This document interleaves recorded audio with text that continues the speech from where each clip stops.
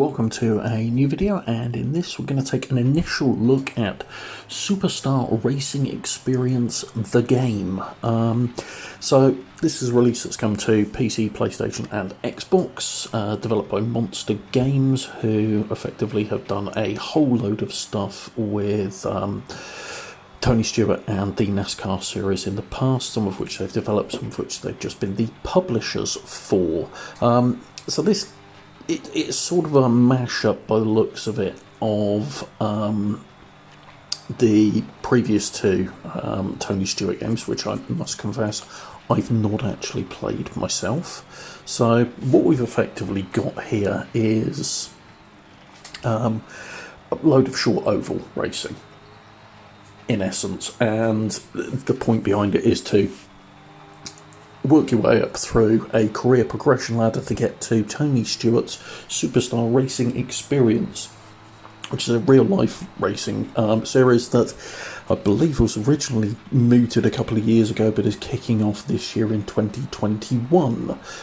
It contains a load of famous names in the sport, so it's got a lot of people associated with NASCAR, sprint car racing, that kind of thing in there. And effectively, you've got, content-wise, 6 licensed tracks, and a whole load of unlicensed tracks. Now, interestingly, they're not exclusively ovals or ovaloid-shaped tracks. There are a few fantasy, more twisty ones. There's ones that go right as well as left, let's put it that way. So, around about 30 tracks in total, 6 of which are licensed, and in reality, you've got 4 cars. So that's it, that's your car roster, 4 cars.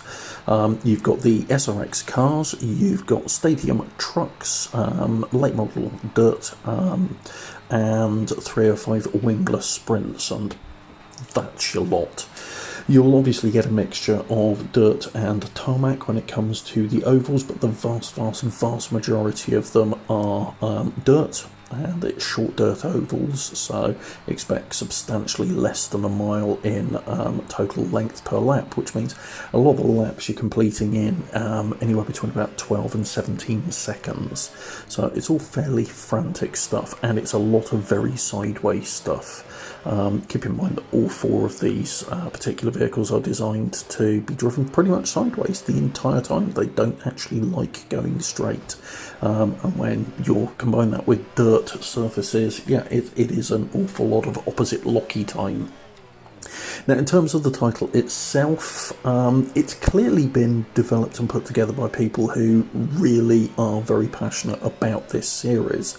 There's a lot of video footage and introductions by the people involved in the series themselves, particularly the organisers and originators behind it. So there's a lot of passion gone in there. It's a shame that the actual video footage is, in a lot of cases, really low bit rate, and can look a bit crap, to be perfectly honest, but you know, the heart is in there. And the career mode, they've put some work in to make it a fairly significant career mode with a lot of options, and you know, with that many dirt tracks, there's a lot of racing to be done in there as you work your way up through the 4 series. It looks and sounds mediocre, is my honest take on it, for the simple reason that it's developed in Unity. Unity doesn't necessarily mean bad, but it does limit what you're able to do with it. I mean, the footage you're looking at here is maxed out settings on a PC, and it's not brilliant. There's not a huge range of cockpit views or external cameras. In fact, there's more external cameras than there is cockpit views, and none of the cockpit views will give you a steering wheel and hands option if that's what you prefer. So yeah, mediocre sounds, mediocre visuals, light on content, but do you know what? It's actually quite good fun, and just on this initial look, I've actually been quite enjoying it.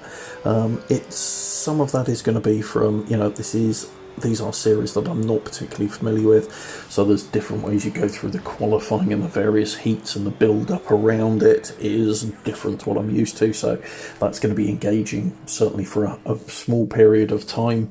And the going sideways all the time does make the racing and driving itself quite entertaining.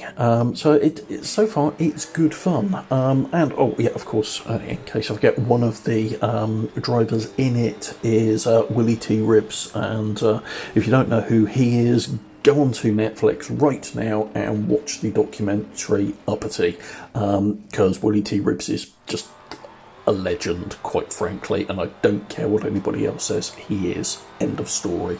So it gets plus points for having Willie T. Ribs in it, in my book anyway. I'm not massively sure how much longevity it's got, but we'll come back for the full review in a week or so on that, because I want to give it a bit of time to settle in. The one thing I will say is, on PC it's reasonably priced at £31. On Xbox and PS4 it's £40, and it's not worth £40. It's barely worth the 31 in terms of what you get content wise for what you're actually paying for it, but we'll see how much longevity it's got as it goes forward. So yeah, that's my very quick look at Superstar Racing Experience, out now on, as I say, all major platforms including PC, not Switch though, not that I'm aware of anyway. And if you've given it a go, or let me know what you think in the comments below, or if you're just looking at it, and let me know what you think in the comments below, and I'll be back soon, couple of weeks probably, with a full review and my full take on it, so that the shiny initial hit has worn off, and we're looking at this as unbiased as I can. But so far, fun, basic looking, basic sounding, not particularly brilliant value for money is where we are right now. We'll see if that changes. So if you've enjoyed this, please do hit the like button, and if you want to see more content like this, please do subscribe to the channel and hit the bell icon to be notified when new content gets uploaded. Thanks very much. Take care.